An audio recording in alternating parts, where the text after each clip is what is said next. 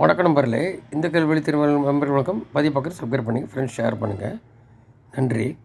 இப்போ பார்த்தீங்கன்னா, இந்த தமிழக அரசு 3 வருஷமாக மக்களை வஞ்சிக்கிறது. எந்த விதமான ஒரு டெவலப்மெண்ட் இல்லை, மக்களுக்கான திட்டங்கள் இல்லை.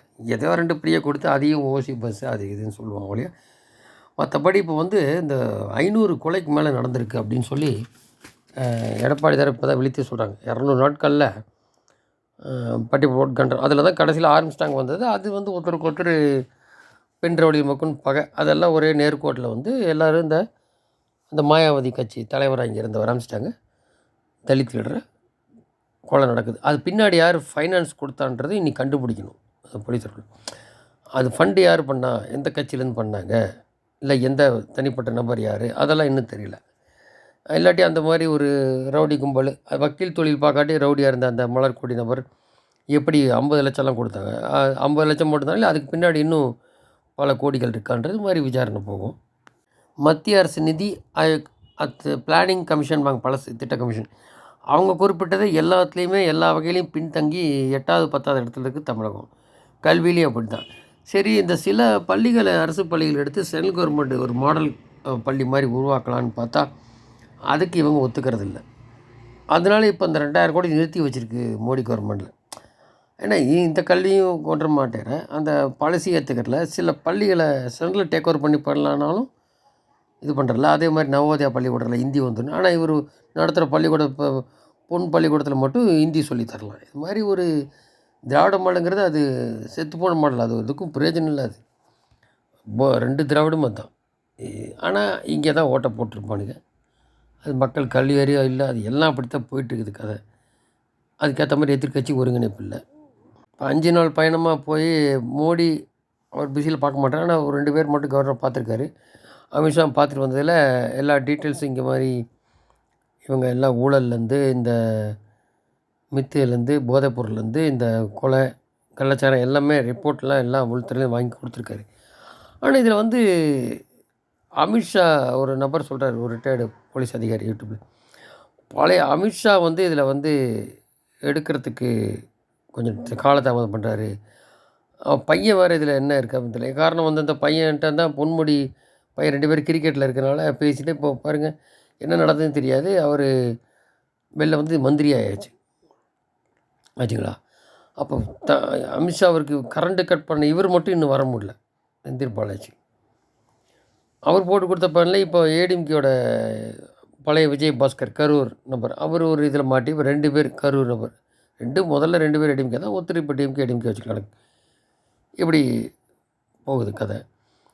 அதில் எடப்பாடி நீ என்ன பண்ண போகிற அப்படி கூட்டணி சேர்ந்தால் தான் முடியும் 26. அது கூட்டணி ஆகுமா? அவங்க சொல்கிற சசிகலா வேண்டாம், இவங்க வேண்டாம், அவங்க வேண்டாம், ரைட்டு. இப்போ கூட்டணி தெரில. இப்போ எடப்பாடிக்கே இனி இருக்க முடியுமா? மற்ற 6 பேர் சேர்ந்துருக்காங்க பழைய மந்திரிகள்லாம் முன்னாள்.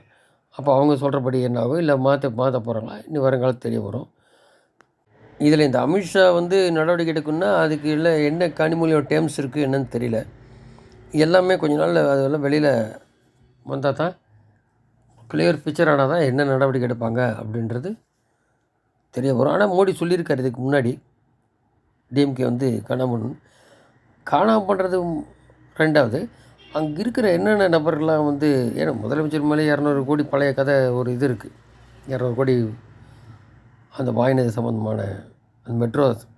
அது மாதிரி யார் மேலே நடவடிக்கை எடுத்தால் தானே. நடவடிக்கை தயங்கிட்டு இருந்தால் இவங்களுக்கு ஒரு வேளை 29 எம்பி 23 எம்பி இருக்குது.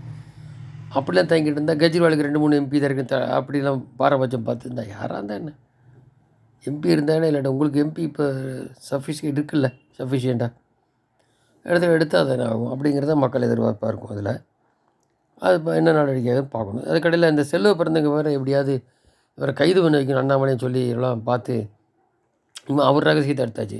அவர் லண்டன் வாங்கினதில் இந்த சிதம்பரம் கொடுத்து பினாய் மாதிரி இருக்கார் செல்வ பிறந்தவங்க ஒய்ஃபு, இப்படிலாம் ஒன்றும் டாக்ஸ் போயிட்டுருக்கு. அப்போ அதுக்கடையில் அவங்களுக்குள்ளேயே எப்படியாவது நீக்கிடணும் செல்வ பிறந்தங்க அப்படின்னு காங்கிரஸ்குள்ளேயே அந்த அவங்க ரிப்போர்ட்லாம் அண்ணாமலை கொடுக்குறதாக போயிட்டுருக்கு. இதெல்லாம் போயிட்டுருக்குமா. இப்போ பார்த்தீங்கன்னாக்க மந்திரியெல்லாம் மாற்றணும், ஏன்னா ஊழல் மந்திரி எப்போ வேணாலும் கூப்பிட்ருவாங்க அப்படின்ட்டு ஸ்டாலின் தரப்பில் அந்த மந்திரியெல்லாம் கொஞ்சம் மாற்றிட்டு புதிய ஆட்களை போடணும் அப்படின்னு சொல்லி பேசியிருக்கிறதாகவும். இப்போ உதயநிதி துணை முதல்வர் ஆகணும்னா கவர்னர் அப்ரூவ் பண்ணால் தான் முடியும்.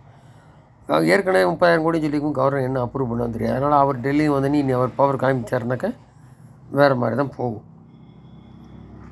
அப்போது மந்திரிகளை மாற்றிக்கலாம், ரைட்டு. இது உதயநிதி நபரை துணை முதல்வர் ஆக்கிறபடியா என்னன்றது.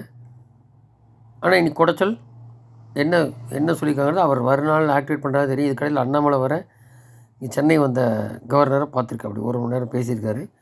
அவரும் டீட்டெயில்ஸ்லாம் கொடுத்ததெல்லாம் கவர்னரும் சொல்லியிருக்காரு, இவரும் டிஸ்கஸ் பண்ணியிருக்காங்க. 2 ஐபிஎஸ் தான் 2 பேரும். ஸோ வர நாட்களில் என்ன தெரியுது, இந்த ஆட்சிக்கு எதுவும் குடைச்சலாக கலைக்கிறதுங்கிறது பிஜேபியில் இல்லை. இது எந்த வகையில் போக போகுதுங்கிறது வர நாட்களாக தெரிய வரும். என்ன அபரிமிதமாக போயிடுச்சு. போதைப்பொருள் கடத்துறது இன்டர்நேஷ்னல்லேருந்து கொலை, இதுதான் ஆச்சு, வேறு எதுவும் இல்லை. இது ஆச்சு அவலட்சணம் போல். பார்ப்போம். நன்றி.